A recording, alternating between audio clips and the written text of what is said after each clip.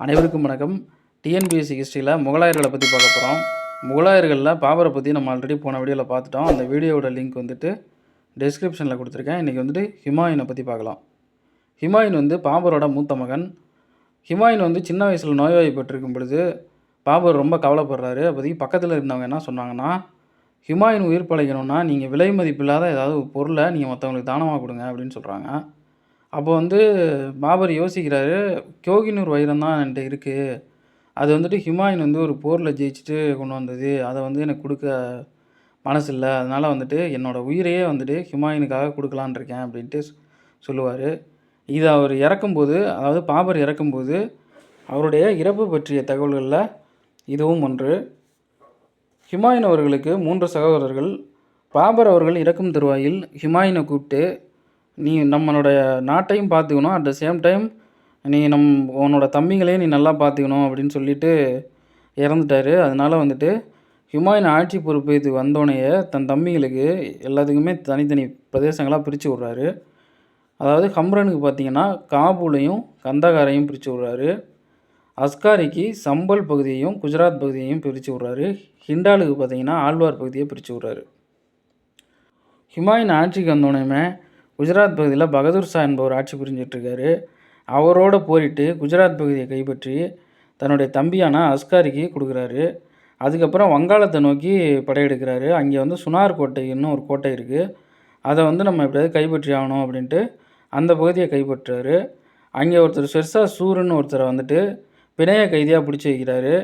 ஆனால் ஷெர்ஷா சூர் வந்துட்டு அவர் என்ன சொல்கிறாருன்னா, என்னை விட்டுருங்க, நான் வந்துட்டு உங்களுக்கு வந்து பீகார் கோட்டையை பிடிச்சி கொடுத்துட்டு உங்களுக்கு 1 லட்சம் கப்பம் கட்டுறேன் அப்படின்னு சொல்கிறாரு. அதை வந்து ஹுமாயூன் வந்து நம்பிட்டார்.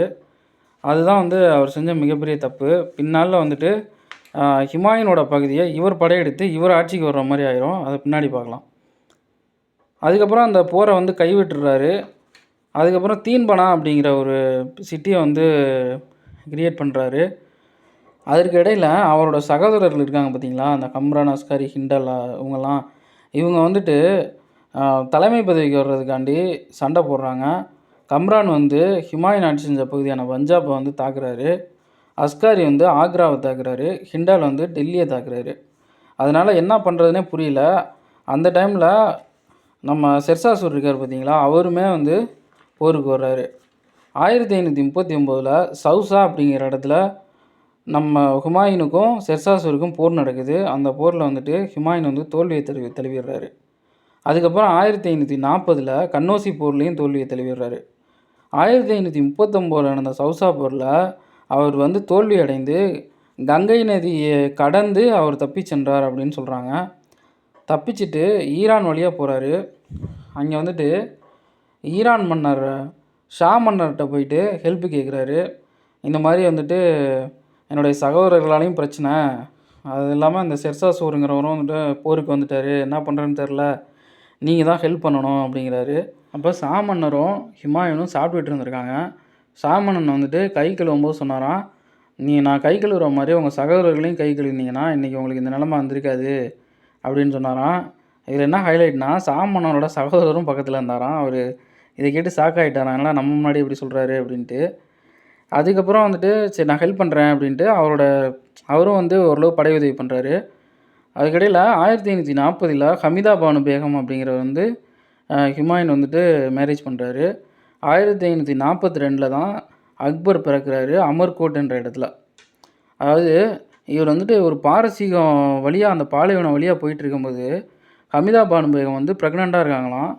அப்போதைக்கு அவங்க வந்துட்டு ஹுமாயூன்கிட்ட கேட்குறாங்களா, எனக்கு வந்துட்டு ஒரு மாதுளை வேணும், மாதுளை சாப்பிட்ணும் போல் இருக்குது அப்படின்னு கேட்கும்போது அந்த வழியாக மாதுளை பலகாரம் வர்றானாம். பாருங்களேன், ஒரு பாலைவனத்தில் இவங்க வந்து மாதுளை சாப்பிட்ணும் அப்படின்னு நினைக்கிறாங்க. அது நினைக்கிற மாதிரியே நடக்குது. பின்னால் அக்பர் வந்து பெரிய ஆளாக வருவார் அப்படின்ட்டு ஹுமாயூன் வந்து ஒரு கணிக்கிறாரு. ஏன்னா ஹுமாயூன் வந்துட்டு ஜாதகத்துக்கு மேலே அவர் நம்பிக்கை அதிகம். அதனால் வந்துட்டு அவர் நம்புகிறாரு, மறுபடியும் நம்ம ஆட்சி பகுதியை கைப்பற்றி ஒரு அரசனாக முடியும் அப்படிங்கிற மாதிரி நம்புகிறாரு. ஷா மன்னர் கொடுத்த படையையும் இவரோட படையையும் ஒன்றிணைத்து காபூல் பகுதியை கைப்பற்றாரு. காபூலை ஆட்சி செய்தவர் இவருடைய சகோதரர் கம்ரான்.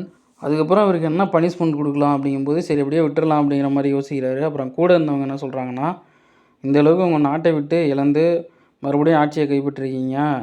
இவர்களோட அட்டாக் இல்லாமல் இருந்தால் உங்களுக்கு இந்த நிலைமை வந்திருக்காது. ஸோ வந்துட்டு உங்களுக்கு தண்டனை கொடுத்து தான் ஆகணும் அப்படிங்கிற மாதிரி சொல்கிறாங்க. அதனால் கம்ரனோட கண்ணை வந்து குருடாக்குறாரு. அதுக்கப்புறம் 1555 அரியணை ஏறுறாரு. இவ்வாறு அரியணை ஏறிய ஹுமாயூன் அவர்கள் ஒரு நாள் லைப்ரரி படிக்கட்டிலேருந்து தவறி விழுந்து இறந்து போயிடுறாரு. எவ்வளோ கஷ்டப்பட்டு நான் தன்னுடைய பகுதியை வந்து கைப்பற்றி அவரால் ஒரு வருடம் மட்டும்தான் ஆட்சியில் இருக்க முடிஞ்சது. தன் இழந்த பகுதியை மீட்க போராடி அதில் வெற்றியும் பெற்று முகலாய ஆட்சியை மீண்டும் ஏற்படுத்திய ஹுமாயூன் அவர்கள் நூலக படிக்கட்டில் தவறி விழுந்து இறந்து போயிடுறாரு. வாழ்க்கை முழுவதும் தடுமாறிய ஹுமாயூன் வாழ்க்கையை விட்டே தவறு விளைந்தார் அப்படின்ட்டு லேன்பூல் என்கின்ற வரலாற்று ஆசிரியர் குறிப்பிடுகின்றார். ஏன் அப்படி குறிப்பிட்றாருன்னா, தன்னுடைய நாட்டு பகுதியை இழந்து பாரசீக பாலைவனத்து வழியாக போயிட்டு, அதுவும் வந்துட்டு தன்னுடைய மனைவி ப்ரெக்னெண்ட்டாக இருக்காங்க, அவங்களோடய ட்ராவல் பண்ணுறாங்க. ஹுமாயூனோட கான்ஃபிடென்ட் லெவல் வந்துட்டு மீண்டும் தன்னுடைய பகுதியை கைப்பற்றலாம் அப்படிங்கிறதுல தான் இருந்துச்சு. அதில் அவர் வெற்றியும் பெற்றார். இன்றைக்கு ஹுமாயூன் அவர்களை பற்றி பார்த்தோம். அடுத்த காணொளியில் முகலாய பேரரசான அக்பரை பற்றி பார்ப்போம். நன்றி, வணக்கம்.